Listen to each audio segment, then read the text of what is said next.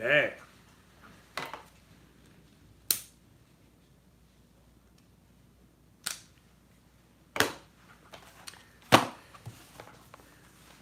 Hello, my friends, and an early good Shabbos to you. It's going on 2 o'clock here in California, so 5 o'clock East Coast. But even on the East Coast, Shabbos hasn't started yet and won't during the course of this class. So it's great to be with you. I was going to start a little bit early, but there was a presidential press conference about coronavirus. I was very curious. I think a lot of us were. It doesn't matter what your politics are. What was interesting to watch was how the private sector is coming together to use huge resources to help us, right? To help us. Particularly, my brother's a doctor and was talking about that the biggest bottleneck has been the testing. And there was news today that I thought was very interesting, that there's going to be drive-by testing. This is something new, something that's been developed quickly. As our assistant Brian said, weaponizing the private sector to help us all fight the virus spread and get people together. And this is huge, and it's no coincidence that in today's daf, we're holding by Shabbos 7, Shabbos 8, right? So it's page 8 of Tractate Shabbos. And we have a teaching on today's page that the private domain reaches up to the sky. And what does that mean? The private domain reaches up to the sky. You know, my friends, that I don't believe there are any accidents, right? Everything is something to be learned from. When we've got things that feel like, wow, what a big coincidence. What an ironic confluence of two things happening at the same time. I think what we learned in Tractate Brachos, whenever we have something anomalous, right? An anomaly, something unusual, something that feels like a coincidence or an accident, that's a time that we have to pay special attention to what is going on. So let's look, before we even get further into today's daf, today's page from the Talmud, page 8 of Tractate Shabbos, we've got an interesting confluence of this page. We're studying the laws of Shabbos, particularly of transfer, and this week's Parsha. This week's Torah portion is Kitisa. In Ashkenaz pronunciation, Kisisa. And what we've got here is a remarkable confluence. Okay, Kisisa. Some parshas, some Torah portions really stand out as dramatic, momentous, a lot going on, and this is certainly one of them. Kisisa is known, the first thing people think of when they think of Kisisa is the golden calf. Okay, so this unfortunately is the tragic event in the story of the Exodus of the children of Israel, delivered with a mighty hand and an outstretched arm by God through miracles, right? The 10 plagues were miracles performed on our behalf. The Red Sea parted. We come out into the wilderness, and a short time after, God's self appears before the entire Jewish people at Mount Sinai, right? And gives the teaching. And such a short time later, right? 40 days basically, the people are building a golden calf. What the heck was going on? Well, this story and these events have particular relevance to what is going on in the world today, and I mean specifically going on with the coronavirus. So let's make this connection. What is going on? How does our page in the Talmud, studying the laws of Shabbos, connect with this week's Torah portion and with what's going on around the world? Okay, to understand what's going on, the connection between this week's Torah portion and the coronavirus, we don't start with this episode of the golden calf. We start at the beginning of the Torah portion where the people are counted. right? The people are counted, and God tells Moses to count the people, not by counting their heads, not by counting the people and making a number of people, lest a plague happen to them. Okay? The people are quite aware of what a plague was, like this kind of plague that hits people, because not so long ago, right, just a couple of months ago, we were in Egypt, and the 10th plague devastated Egypt, where every house, every home lost its firstborn. But the children of Israel did not lose their firstborns, because we marked every Jewish home with the blood of the Passover lamb, and so the angel of death passed over. That's Passover, and we are now studying the laws of Passover. We've come through Purim earlier this week, and that means our next holiday is Passover, and we begin to study the laws of Passover. So we are definitely in a time where we're mindful of Passover. Now in this week's Torah portion, God says to Moses, count the people, but do not count their heads, lest there be a plague upon them. Rather, have every person donate a half shekel. Right? Now the people, the children of Israel, emerge from Egypt wealthy. They suffered terribly while they were there. It was, 200 years of enslavement, horrific. But when the people of Israel, the children of Israel, finally left Egypt, the Egyptians themselves said, here, take, please, go. I mean, they suffered the plague of the firstborn, and they said, we get it. No slavery, you need to go. And they gave the people compensation for their years of enslavement. So the children of Israel in the desert had wealth. They could have given more. And in fact, from their hearts, they would give much more toward the construction of the tabernacle. But what God said to Moses was, have everybody give a half shekel, right? A half shekel is a small amount of money. And interestingly, it is an amount of money that was defined by being half a shekel, right? The idea being that everyone is incomplete on their own. You need to be part of a community, and you need to contribute toward that community. The people would be counted not by becoming numbers, right? We don't just look at people as numbers. These days, we're talking about demographics and fighting the disease and cures and statistics and statistics and statistics. But statistics don't tell the story of individuals. Every individual needed to be counted by contributing to a greater good, right? Not what does everybody get, but what does everybody give? And what were they all giving toward? They were all giving these half shekel contributions that allow everyone to be counted equally, rich, poor, high, low. I mean, one thing that we've seen about this coronavirus is, the rich people in their mansions are getting hit the same way that poor people on the street are getting hit. Everyone now is a soul before God. What we've seen is that everyone is vulnerable.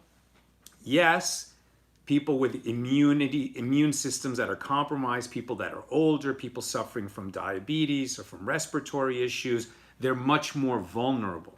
But what we've seen is that this social distancing, right, this inconvenience to everybody, and sometimes it's not just an inconvenience, it's a real economic impact. But that what we've been told we need to do to separate ourselves, everybody has to participate in that. Why? It's an inconvenience to the many in order to protect the vulnerable few, right? Even though most of us who are young, who are healthy, can expect that even if we contract the disease, it's not going to be so bad.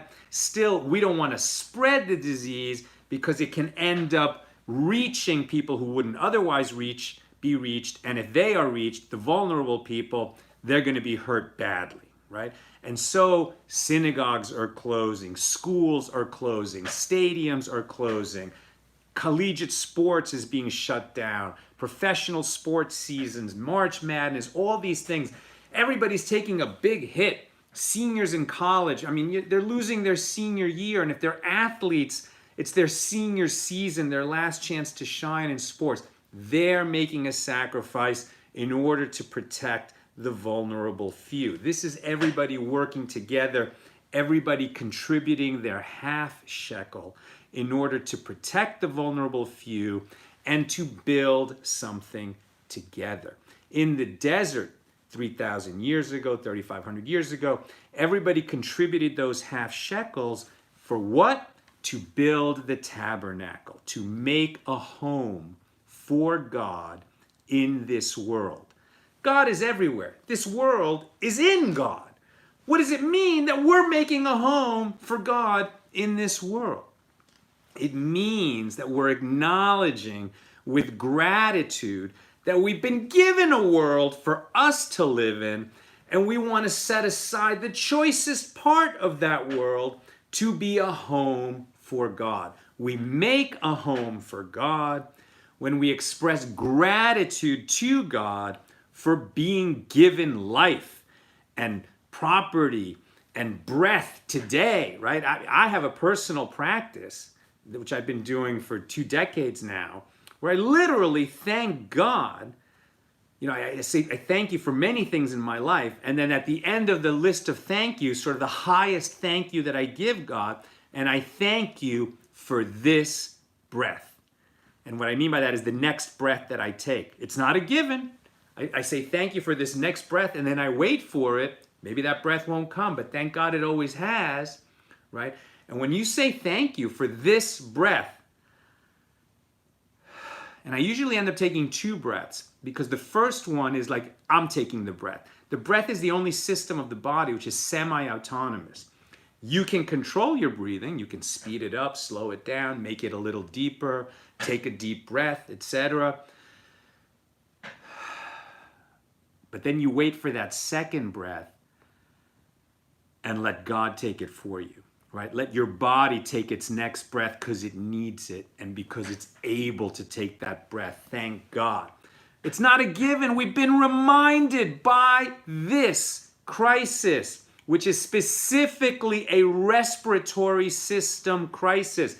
People with respiratory systems that are compromised are seeing just how vulnerable they are, and all of us have become aware that our next breath is not a given. Nobody's next breath is a given. And if we're allowed to take one more breath, how thankful we need to be that our candle is still lit. We've been granted another breath in this world, and we need to be thankful for that. And when we express gratitude to God for a breath in this world, for the next breath in this world, oh, thank you, I just got to take another breath in this world. And we say thank you. So then we make a home for God in this world. And all of our half shekels, everything that we contribute toward expressing gratitude and participating in helping the needy in this world because we're thankful, that's how we make a home for God in this world. My friends, we know so many people in this world do not express thanks. So many people in this world say God is a, God forbid they say this. They say that God is, it's a figment of your imagination. It's a story you tell yourself so that you feel a little better. It's a superstition that belonged to the generation of your grandfather. But we're modern people and we don't need that.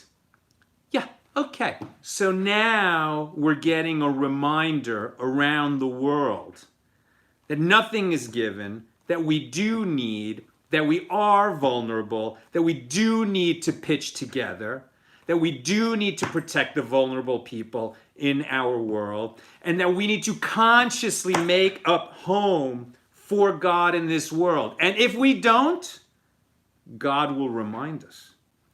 God will remind us that it's not a given, that our gathering places, if we use them, if we make our public spaces devoid of God's name, which, as a culture we've been doing for far too long, okay, then we'll be reminded that if we don't make a home for God in this world, then God will hide his face from us. And that's what happened in this Torah portion, right? The people were told, give a half shekel, everybody, rich and poor alike, everybody give a half shekel in order to contribute to making a home for God in this world. What happens later in this Torah portion? So, first of all, everyone contributes and they appoint a wise person to build the tabernacle, somebody who has the capacity and the talent to do that. Betzalel is appointed, and our sages teach in a midrash that God told Moses to check in with the people. I've taught this before, and see if they're good with appointing Betzalel. It was one of the first democratic enterprises in world history, right? And Moses said, well, you chose Betzalel, the son of Uri, to build the Mishkan. Obviously, he's qualified. And God said, no, tell the people that you're going to appoint Betzalel and that they should agree. And are they okay with it?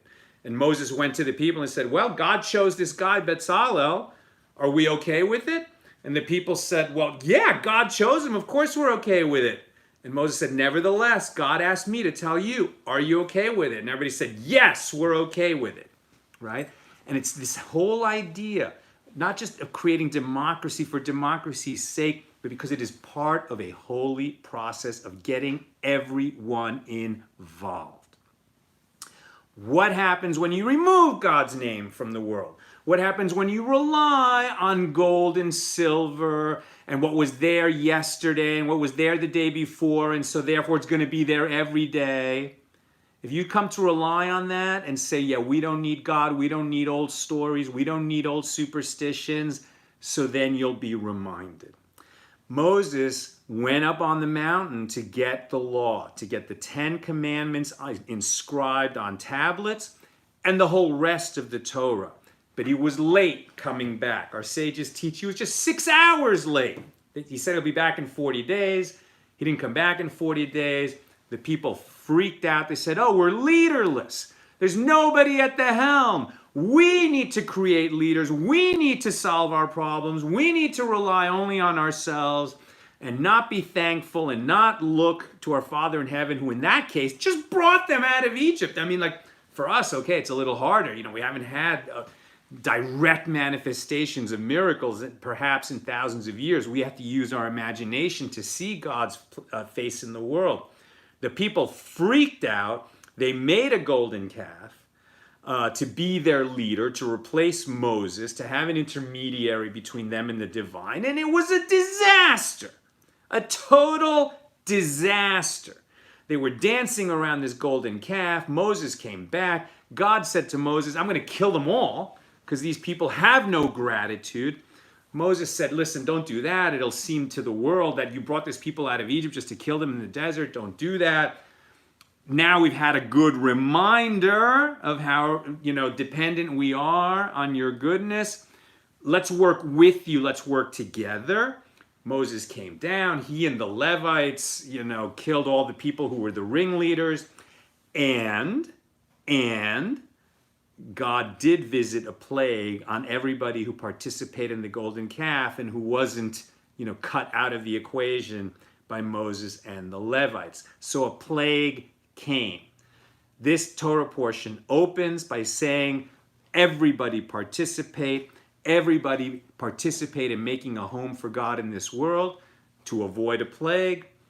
The people freaked out. They relied on their own stuff. They set up a golden calf, an idol made of gold and silver, sort of championing themselves and the fact that they didn't need to follow the rules to make a home for God in this world. And it led to a plague. In the building of that Mishkan, which would have been the right way to do things, we have the instruction to keep Shabbos. And this brings us back to our page that we're studying now in Tractate Shabbos. The labor of building a home for God in this world pauses every 7 days, and we have the actual song that we sing on every Shabbos, V'shamaru. The children of Israel shall have a covenant with God where you will keep the Shabbos, you will teach this to your children generation after generation. And so even in the work of making a home for God in this world, like God, you pause every 7 days. You pause your creative labors. You say, stop. I need to take stock. I need to enjoy what I have just as it is. I need to celebrate that I have relationships with my family, with my friends, with my community, and just stop all the work. And that resets our minds and our attention. It gives us wisdom to stop every 7 days and reassess where we are. And we're going to be strict about Shabbos. Shabbos is not a casual, all right, so I'll take a pause, put my feet up for a day. Shabbos is a strict cessation. As we've seen, these laws are very complicated, right? But they're complicated because it needs to be a strict cessation of all labor so that we can take stock, so that we can reconnect, not only with our families and our loved ones and our souls and ourselves, but with the Holy One, the Kadosh Baruch Hu. Right? We reconnect with God on Shabbos, and we're given an extra measure of soul, an extra measure of our own holy soul, right? We are souls. We don't have souls. We are souls, and we come into this world, but we leave a portion of ourselves in the world of souls. On Shabbos, that portion of ourselves comes down and joins us, and we have an opportunity to really be souls striving together, feeling it together. Right? And we stop all of our labor. And here in this page, today's page, page 8 of Tractate Shabbos, right, we're studying the fact that the private domain extends up to the sky. And we do not transfer stuff into the private domain from the public or out of the private domain and into the public. Right? We're meant to rest. If we walk through the public domain, okay, only ourselves. We don't carry anything in the public domain. And we get back to a private domain. We're not going to stay in the public domain. We just go through it and we don't carry anything.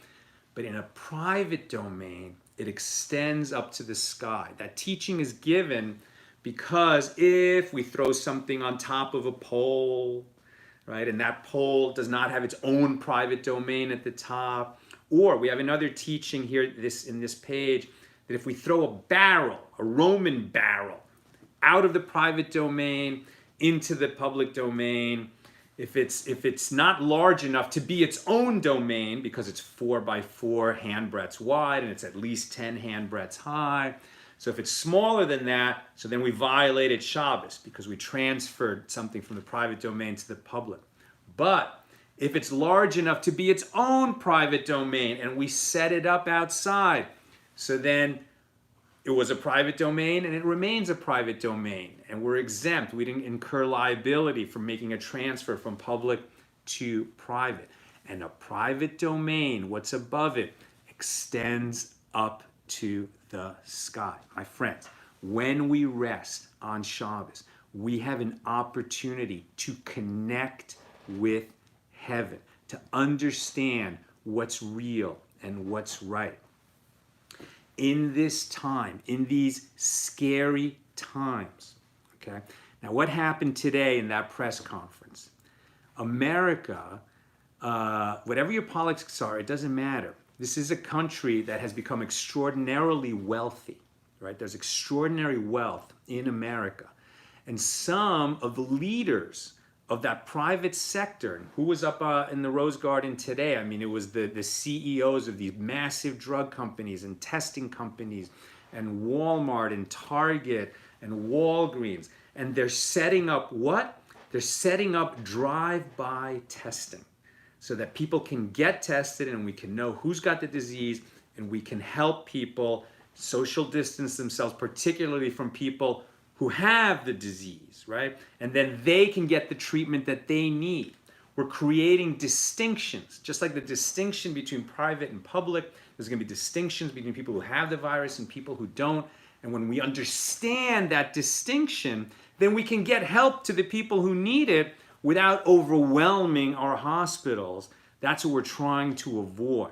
We're trying to avoid that. The market responded very positively to these measures that were taken by this private sector. because here the private sector is reaching up to the sky. When the private sector does this, they're going to end up passing their costs on to us, right? I mean, the private sector, it's not unlimited, but they have accumulated a lot of wealth. They're using their resources to help all of us, and eventually we'll probably have to pay a little bit higher. If we move our manufacturing supply chains, right, not be so dependent on China. We've learned that we can't do that. So then if things are going to be manufactured in America so that don't have this dependence in the future, we're going to have to pay a little more. In both cases, all of us are going to have to pay a little more.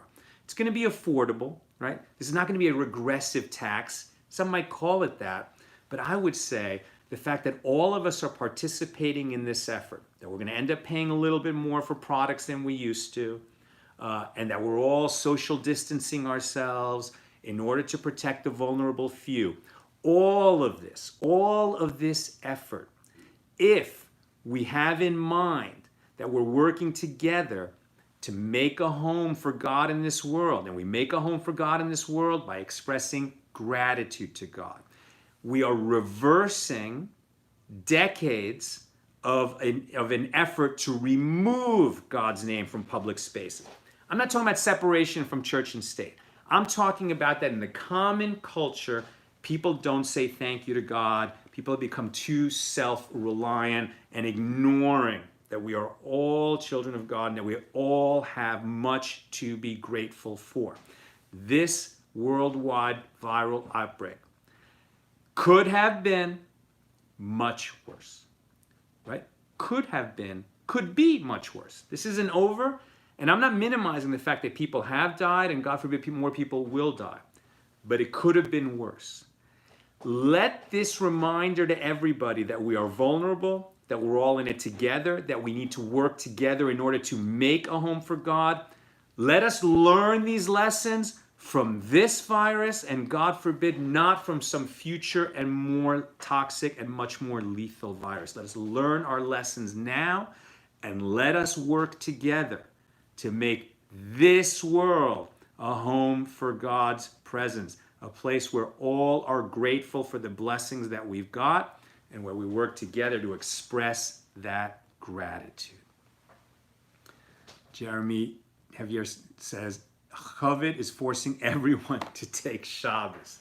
Yes, everyone, public spaces that we were using together to celebrate filth and forbidden things, okay, so now they're not accessible to us.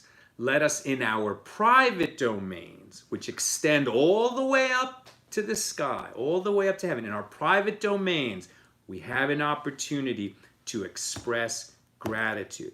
My friends, as we enter Shabbos, express gratitude.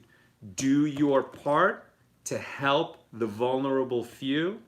If we all do that together, if we express gratitude to God, we make this world a home for God's presence, and I believe that that will help us pass through this trouble quicker if we learn our lesson. May we learn our lesson. May we work together. May we express gratitude. I'm sending you all big, big love. Oh, before I forget, this class, I should have said this right at the beginning. I apologize that I didn't. But this class is dedicated, is sponsored by Daniel Aretsky. And he's sponsored this class today, and he is sponsoring it in honor of all the rabbis who are working hard to protect our community both physically and spiritually. This, I think, can apply to all leaders, not just rabbis, but all leaders who are making tough decisions, making tough decisions that are going to separate us physically, but who are also offering teachings and comfort and inspiration, right, that can protect us spiritually as well as physically. May we be blessed and honored and smart enough to learn these lessons now. Sending you big love from the West Coast.